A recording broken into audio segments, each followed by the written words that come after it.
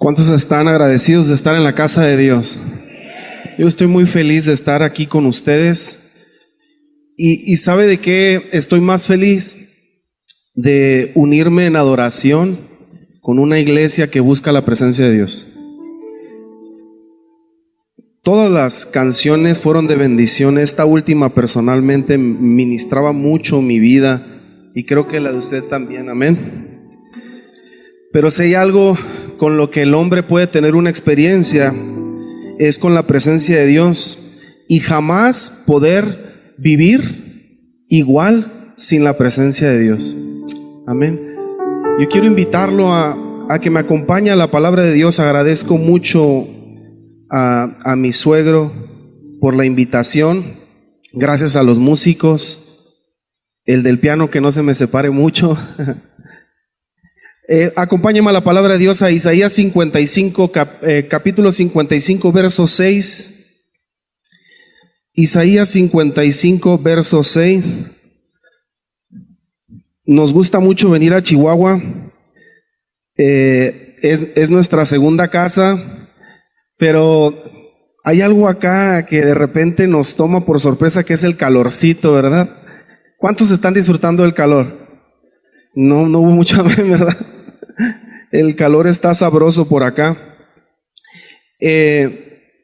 Realmente para nosotros es una bendición estar acá. Mi esposa lo disfruta mucho, disfruta la familia, los niños están felices.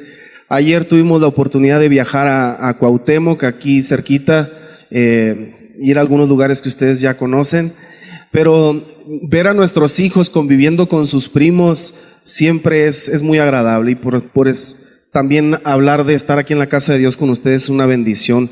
Ya lo tiene, es Isaías 55, verso 6. Es un verso que la mayoría ya hemos leído, muchos se lo saben de memoria, y dice así la palabra de Dios: buscad a Jehová mientras puede ser hallado. A ver, no los escuché.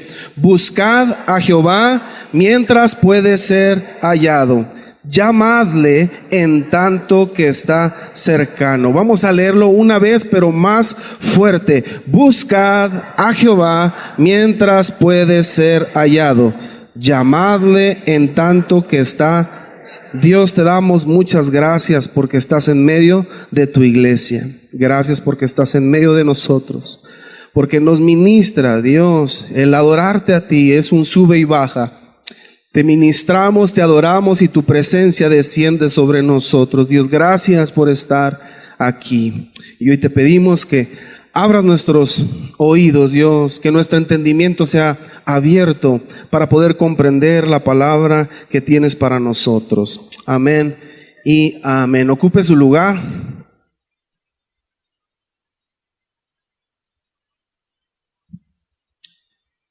En los pasados días, creo que la mayoría estamos atentos de las cuestiones que pasan en las redes sociales. Y hubo un acontecimiento que creo que despertó a la inquietud de muchas personas en el mundo. Por ahí se escuchaba acerca de un submarino. ¿Alguien supo de esa noticia? Un submarino que había emprendido un viaje para poder buscar los restos del Titanic. Nosotros tenemos allá a un costado de Tijuana el lugar en donde se grabó la película del Titanic, en Rosarito. Y recuerdo que en una de esas actividades escolares nos permitían poder entrar a ver este enorme barco, esta enorme maqueta. Pero lo curioso es que después de tantos años, de más de 100 años de que este barco se hundió, no han parado algunas personas por investigar acerca de este acontecimiento. Y justo pasó con esta empresa Ocean Gate, que es la que armó esta pequeña nave submarino para poder entrar y poder ver los restos de lo que fue el glorioso Titanic. Personalmente creo que aunque tuviese todo el dinero para poderlo pagar, yo no lo haría. No sé si usted se lo cuestionó. ¿Alguien aquí recuerda cuánto era la cifra que costaba el boleto para bajar? 250,000 euros. $250,000, acá me corrigen.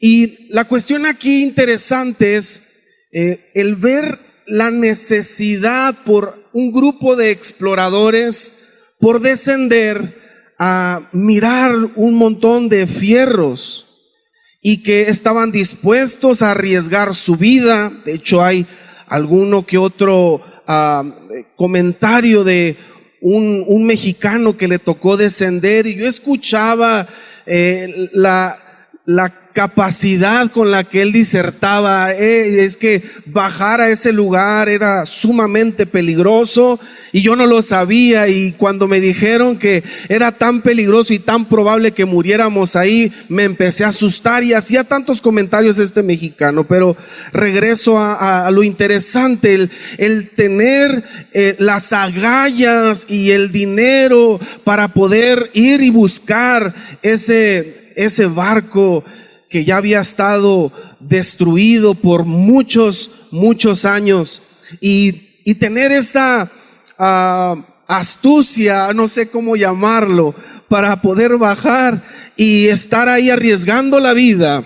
Y creo que la mayoría de los que estamos aquí conocen el desenlace de esta historia.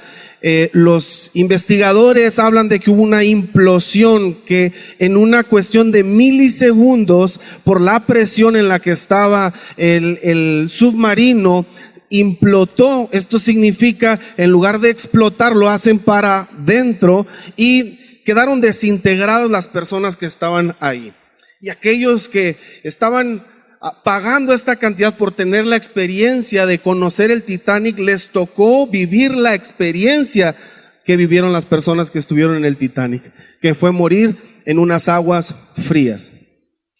Hago este comentario para poder dar introducción a un tema que decidí llamar buscadores de la presencia de Dios. ¿Cuántos buscadores de la presencia de Dios hay aquí? Y sabe, me llamaba mucho la atención cuando desarrollaba este sermón, que hay ocasiones en las cuales nosotros nos podemos denominar buscadores de la presencia de Dios, pero si hay algo particular que a mí me sorprende acerca del Dios tan grande que tenemos, es que a pesar de su grandeza, a pesar de que es alguien todopoderoso, a pesar de que es alguien tan grande, se digna a buscarnos a nosotros. A pesar de que está en su trono, y su trono es alto y sublime, a pesar de eso, tiene este acercamiento con el ser humano. Y eso a mí particularmente me vuela la cabeza. Me sorprende cómo el Señor se digna a querer buscarnos a nosotros, sus criaturas, habiendo tantos y tantos en todo el mundo. Se digna incluso a llamarnos por nuestro nombre. Mire, yo buscaba en los pasajes, en aquellos momentos en donde fue la presencia de Dios la que buscaba a ciertas personas. Y hay una que usted debe de conocer perfectamente, y mi suegro hace un momento hacía referencia acerca de Moisés, y para mí fue una confirmación para el sermón de esta tarde. Usted recordará que la vida de Moisés está llena de muchos altos y bajos. Es una vida de un hombre que comienza toda su existencia separado de aquel lugar que le vio nacer, de su propia casa. Pero hay una parte fundamental en la historia de Moisés, que es de la que le quiero compartir una breve reseña, que es justamente cuando Moisés tiene este encuentro consigo mismo. Un encuentro consigo mismo se refiere a cuando nos enfrentamos contra algo mismo de nosotros que nos está perturbando. Él estaba siendo atacado por muchos años, hacia una verdad, la verdad de que él era hebreo y que participaba de la relación con los egipcios. Creo que la mayoría debe de conocer la historia aquí, por eso la quiero evitar. Pero Moisés estaba siendo confrontado por la naturaleza que había en él. ¿Alguien alguna vez ha declarado esta frase que la sangre nos llama? Tú puedes tener a un grupo de amigos, muy amigos tuyos, pero cuando tocan a un hermano tuyo, ¿qué pasa? La sangre nos llama. Miren, el día de ayer estábamos en Cuauhtémoc disfrutando de un restaurante que se llama La Sierra. Y pues nosotros estábamos en medio de la comida. Usted sabe que las pizzas con queso menonita, pues qué le voy a decir si usted es de acá, ¿verdad? Pero algo nos llamó la atención. De repente uno de los niños llegó, llore y llore y llore. Y decíamos nosotros, pues ¿qué pasó? No, pues que unos niños le pegaron. Y obviamente uno como papá, ¿cómo le dicen? Como el papá cuervo, no sé si le dicen así. Ahí voy corriendo a ver quién había tocado a mi niño. Y llego y me doy cuenta que hay muchísimos niños en medio de los juegos. Y de repente mi niño me dice, es que está allá la niña que me pegó. Y yo dije, pues ¿cuál niña le habrá pegado? Y alcanzo a ver y de repente, hermano, de verdad, se asoma una muchacha como de unos 40 años. No es cierto. Tendría como algunos 15, 14 años, pero una chamacota que le dieron danonino, de verdad. Y mi niño me dice, esa es la niña que me pegó. Hasta a mí me dio miedo, hermano, imagínense. Pero la sangre nos llama. A mí me dio mucho coraje. Honestamente, si no hubiera sido porque nos enseñan que a las mujeres no se les toca ni con el pétalo de una rosa, pues yo me quedé callado y nomás le dije, le voy a decir al gerente para que te saque. Y me salí, y de repente pues empiezan a salir toda la bolita que venían con eso, y era como una pandilla en el restaurante, y se salen. Y al ratito pasan unos cuantos minutos más, seguimos comiendo. Mi esposa me dijo lo mismo, ay no, pues es que Ian, tú sabes que es también bien llevado, y en eso que Ian voltea y le dice, mira mamá, esa es la niña que me pegó. Y Raquel dice, no, pues ¿cuál niña? Pues estaba más alta que ella también. Pasan estos minutos y al rato me topo con que Marcos, es Marcos, ¿verdad? El chiquitín, miró que a su hermanito menor le dieron con una pelota en el ojo y era un niño también muy grande. Y a mí me impresionó la valentía, pero también la madurez con la que hizo las cosas. Se enfrenta y le dice, a ver tú, loco, así le dijo, a ver tú, loco, ven para acá. Me tocas a uno de estos 3 chiquitines que está aquí y te vas a acordar de mí toda tu vida. Marcos debe de tener ¿cuántos años? 10 añitos. Pero la manera en la que la sangre llama es impresionante. Le dijo, mira, donde tú me toques a uno de estos 3 chamaquitos que está conmigo, de mí te vas a acordar toda tu vida. Y el chamaco estaba grande. Yo lo vi como se hizo chiquito de miedo. Pero al final salió de ese lugar y obviamente todos los niños empezaron a jugar muy a gusto. ¿Por qué le cuento esto? Porque es el comentario, la sangre nos llama. Había un conflicto en Moisés de toda la vida, saber que sus hermanos eran hebreos y que él participaba de la realeza, él estaba en el palacio.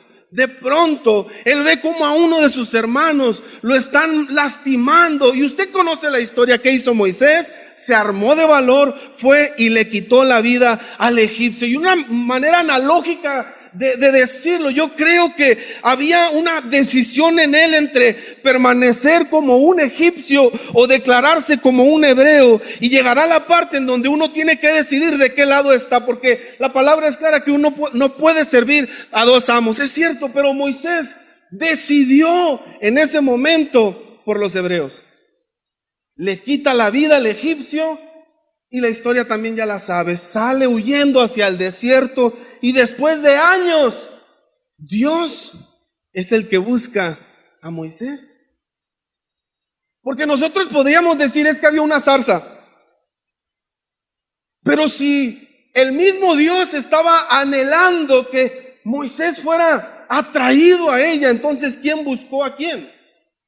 La zarza tenía algo peculiar. Usted conoce una zarza, yo la conozco. Es un bulto de ramas que han estado siendo secadas por el sol, que en cuanto se enciende una pequeña llama, no tarda ni segundos en consumirse. Pero esa zarza particularmente estaba encendida y no se consumía. Y no era otra cosa más que el mismo Dios llamando la atención de Moisés.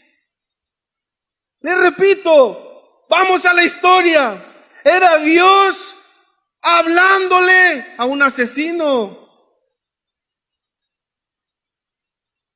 Algunos de nosotros podríamos decir, es que el fin justifica los medios.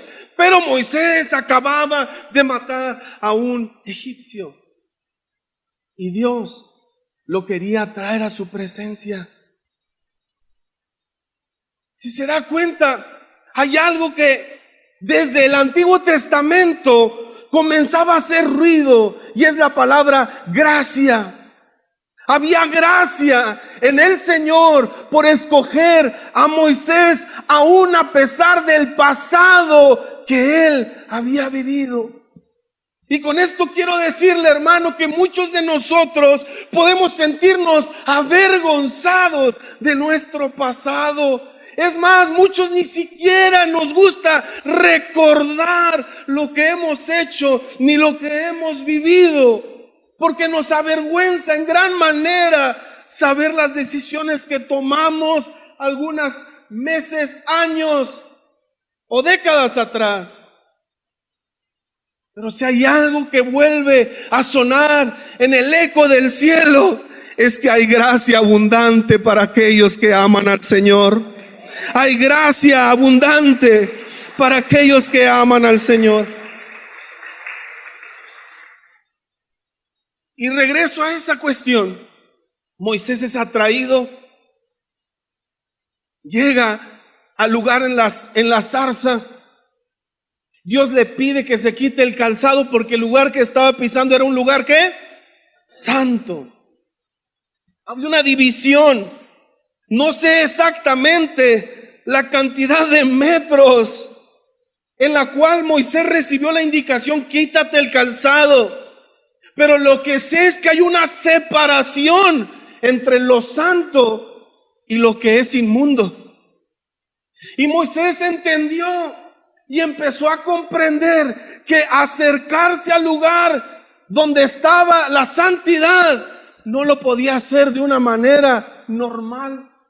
Porque él utilizó algo físico que fue quitarse las sandalias para poder acercarse. Pero el mismo Dios ya estaba marcando una línea de división entre lo santo y lo inmundo. ¿Qué había de inmundo en unas sandalias? Pero lo que Dios estaba haciendo era separarse de lo inmundo. Y el lugar en donde con el tiempo Dios comienza a dirigir a Moisés para encontrar un lugar en donde tuviera su presencia, su habitación. Ahora ya no era en una zarza, hermano. Ahora era en un lugar que se le llamó el tabernáculo. ¿Alguien conoce el tabernáculo? ¿Lo conoce? Si no lo conoce, tiempo después, cuando Moisés regresa a Egipto, sale el pueblo de Dios. Pasan muchas semanas y Dios le empieza a dar a una indicaciones de lo que haría. Usted conoce el libro de Levítico, y este libro de Levítico está dedicado a la tribu de Leví, de la cual pertenecía Moisés y Aarón. Dios le empieza a decir con exactitud las piezas, las medidas, las dimensiones de cómo debería de ser el tabernáculo, el lugar de su habitación, el lugar de su presencia. Pero vuelvo a lo mismo, un Dios tan grande decide encontrar un lugar para hacer su habitación. Yo siempre he dicho, lo escuché una vez y adopté esa mentalidad, que realmente el Señor sí es un carpintero. No nada más lo vemos en la persona de Jesús trabajando la madera, Pero lo vemos desde los tiempos de Noé, cuando Dios daba especificaciones de las medidas en las cuales tendría que ser construida el arca, el tipo de madera, los cubículos, como si fuera un arquitecto, ¿no es así? Y luego nos encontramos el tabernáculo y el Señor empieza a dar las dimensiones, las imágenes, los instrumentos, los elementos que debería de haber dentro del tabernáculo. Pero es una vez más Dios dando las indicaciones de cómo querría que se administrara ese lugar en donde estaría su presencia. Pero hay algo que me encanta. Una vez más, hay una separación entre lo santo y lo inmundo. Usted conoce también parte de esta historia. Dicen algunos de los expertos, algunos lo apoyan, otros dicen que no es cierto, pero yo lo quiero traer como una manera de ejemplificarlo. Dicen los estudiosos que cuando el sacerdote estaba listo para ofrecer este sacrificio de expiación por los pecados del pueblo, lo hacía una vez al año, y había una manera en la cual tenían que amarrar al sacerdote, al sumo sacerdote, para que pudiera tener acceso. ¿Y sabe qué es lo que me sorprende? Que le amarraban con una cuerda. Les repito, hay quienes apoyan esta enseñanza y hay otros que no la apoyan. Pero ellos amarraban la parte de abajo de la pierna, y aparte venían una especie de campanas, otros dicen que eran como cascabeles. En fin, la intención era la siguiente: el sumo sacerdote tenía que entrar sin pecado. El sumo sacerdote tenía que entrar, ¿qué? Santo, sin pecado. Y quiero hacer yo una pregunta al aire, no la conteste, pero ¿quién de vosotros está sin pecado en este lugar? El sacerdote tenía que entrar sin pecado para poder ofrecer un sacrificio de expiación. Algunos de los estudiosos dicen que la palabra expiación era una manera de decir de rescate. ¿Por qué? Porque el pueblo merecía morir, pero se entregaba un animal que era sustituto para que el pueblo no muriera. Pero una vez más, ¿sabe para qué era el lazo que se les amarraba? Porque si este sacerdote, el sumo sacerdote, entraba y de repente las campanas dejaban de sonar, significaba que había pecado en el sumo sacerdote, que había caído muerto antes de poder rociar la sangre. Y los levitas, que no podían entrar tampoco, ese mismo lazo, soga, la utilizaban para traer el cuerpo del sumo sacerdote, porque si ellos se atrevían a acercarse, caían muertos. Había una separación entre lo santo y lo inmundo una vez más. Y esta misma figura, usted conoce la historia acerca del tabernáculo. El tabernáculo dejó de ser un lugar que se iba a estar moviendo y llegó a un lugar que se le conoce como Silo, que fue el primer lugar en donde se estableció, y ahora bajo el sumo sacerdote Elí, y conocemos la historia, fueron atacados, fue destruido ese lugar y fueron robadas las piezas importantes del tabernáculo. Y no es hasta muchos años después que Samuel empieza a recibir la indicación de lo que va a volver a pasar.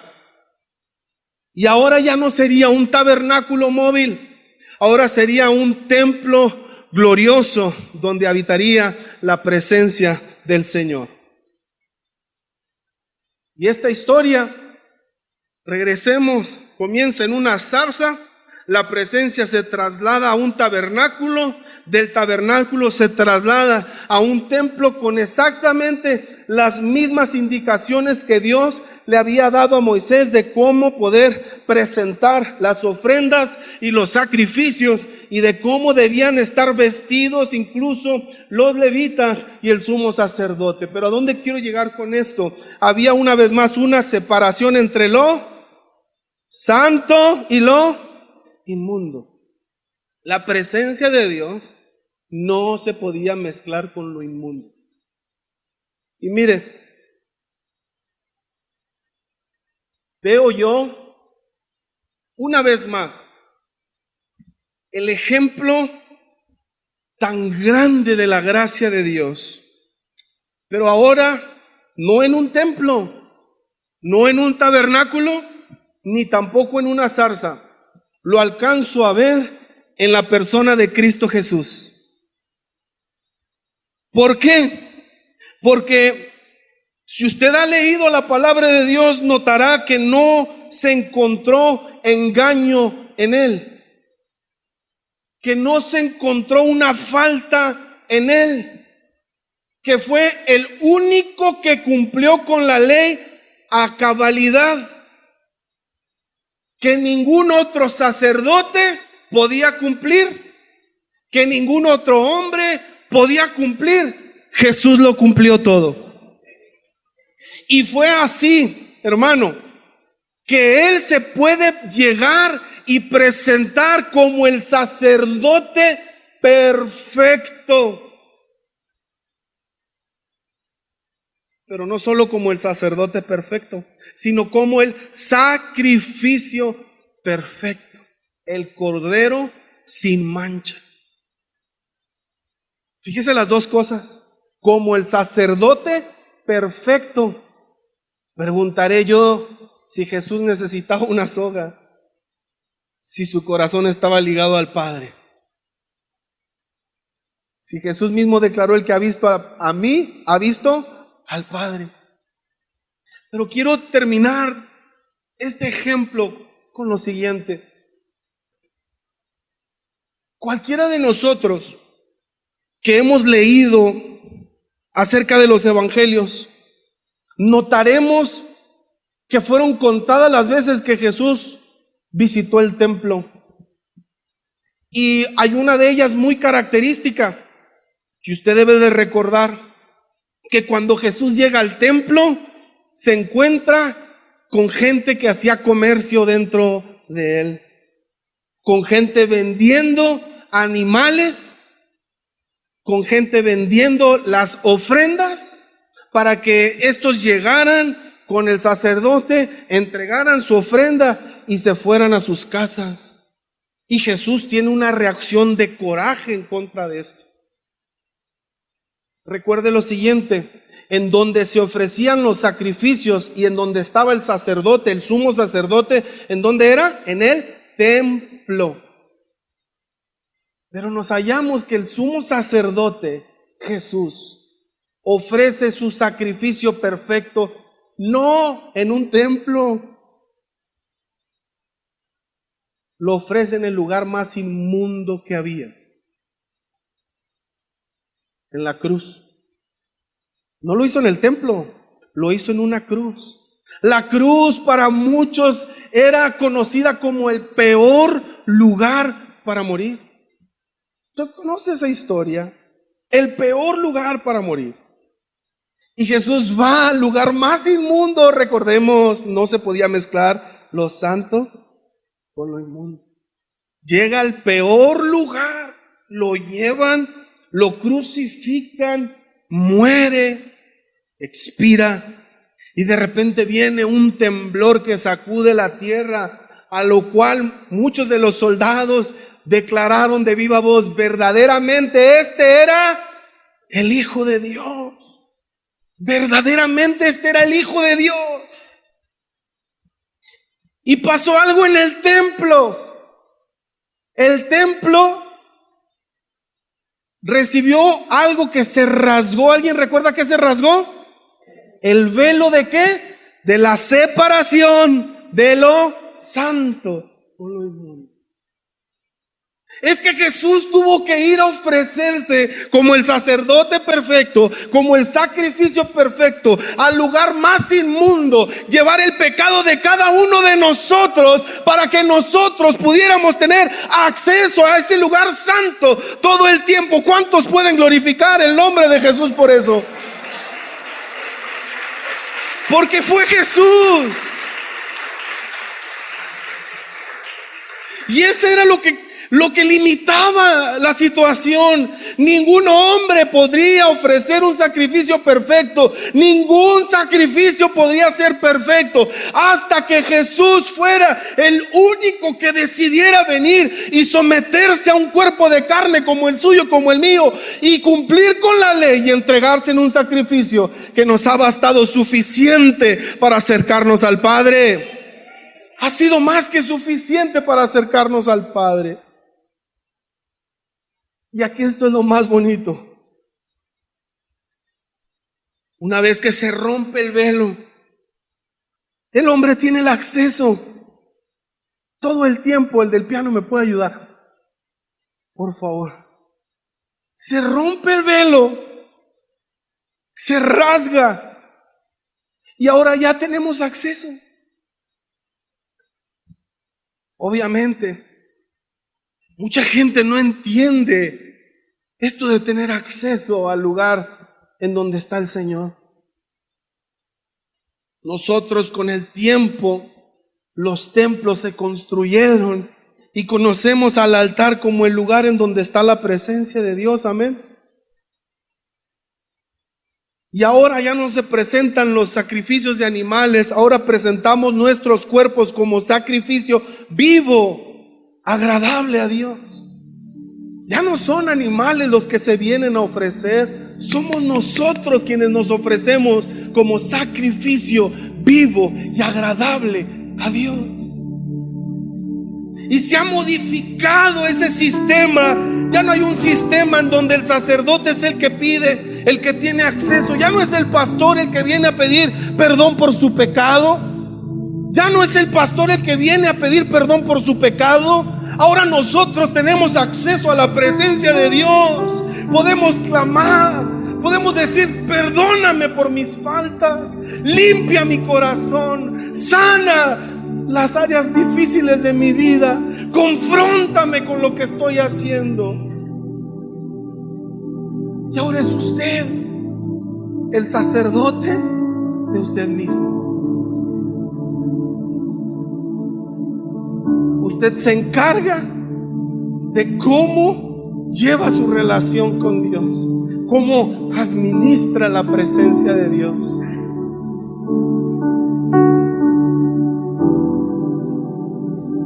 Termino con lo siguiente. Se preguntará por qué puso el ejemplo del Ocean Gate hace rato. A mí el Señor me ministraba,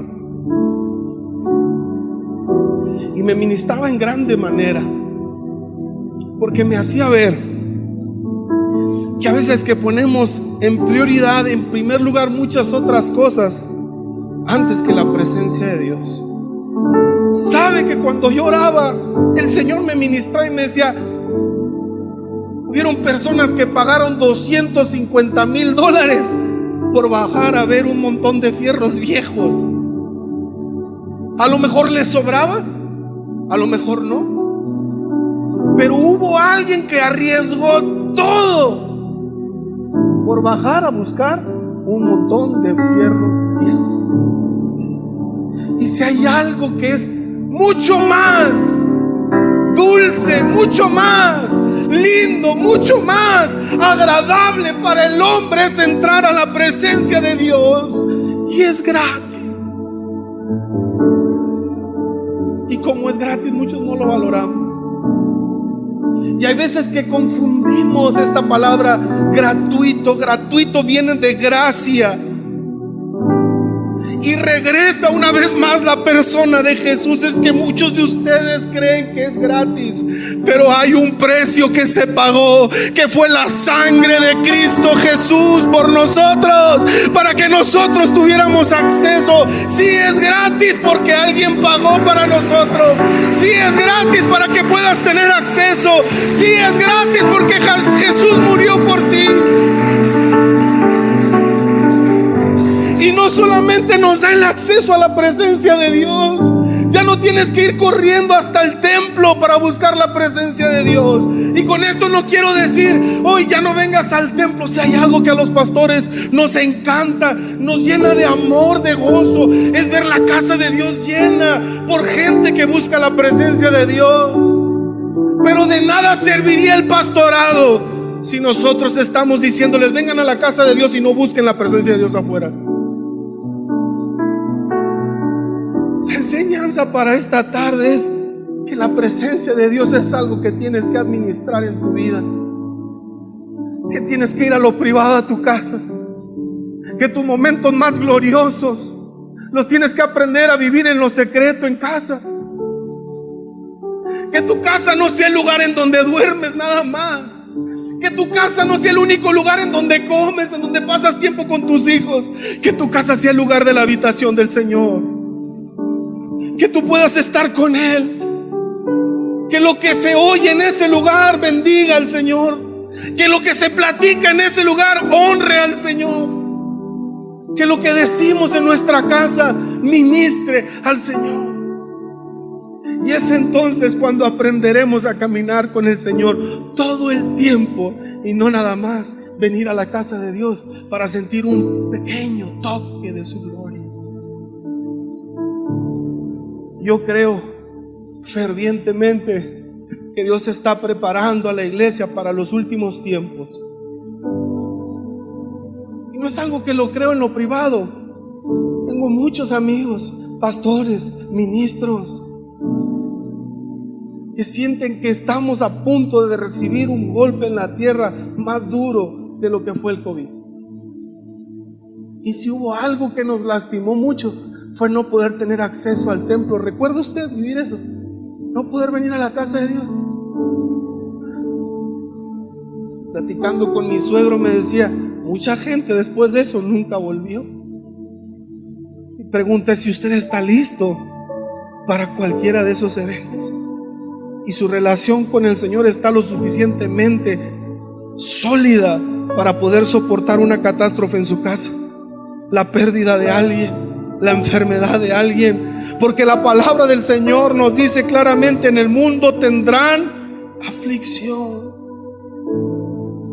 pero confíen en mí, que yo he vencido al mundo. Esta tarde yo sé que muchos de los que están aquí están siendo confrontados para renovar ese altar que tenían en casa, para renovar esa relación que tenían en casa. Yo sé que vienen momentos de gloria. Y mi intención no es nada más apercibirlos de lo malo que va a venir. Sabe que la mejor temporada de mi vida, la mejor temporada de mi familia, mi esposa está de testigo, han sido a partir de que le dimos su lugar al Señor en nuestra casa.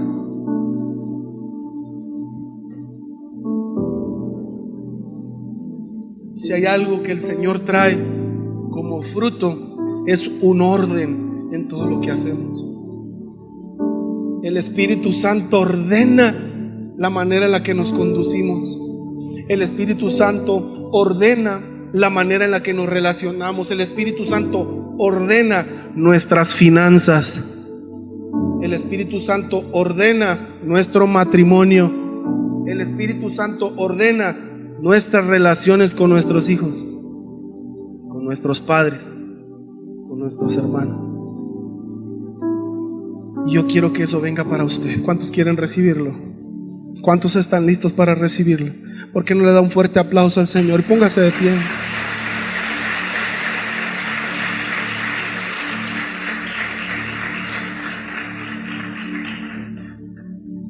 Quiero invitar al grupo de alabanza a este lugar. Yo no sé si hay alguien que Dios le ha hablado hoy. ¿Hay alguien que Dios le ha hablado hoy? Que no cierra sus ojos un momento ahí. Antes de pasar al altar, yo creo en el mover del altar, pero también creo en lo privado.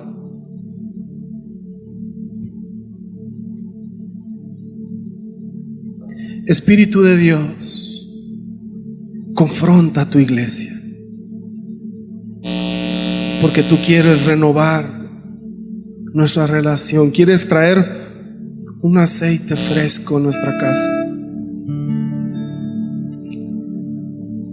Espíritu Santo, háblales en su mente, que entiendan que eres tú. Ahí estás. Solo tú eres santo. Ahí está. Ahí estás. Solo tú eres digno. Vendrán tiempos de refrigerio a tu casa. Tú eres hermoso. Vendrán tiempos de bendición. Y maravilloso. Vendrá la abundancia sobre tu casa cuando me dejes entrar y gobernarla. Tu espíritu. Cuando me dejes entrar a gobernarla, dice el Señor. Y que tu luz brille. Peresho Bequiante. Gracias. Que tu gloria llene este lugar. Ahora mismo este lugar. Derrama tu espíritu. Derrama tu espíritu.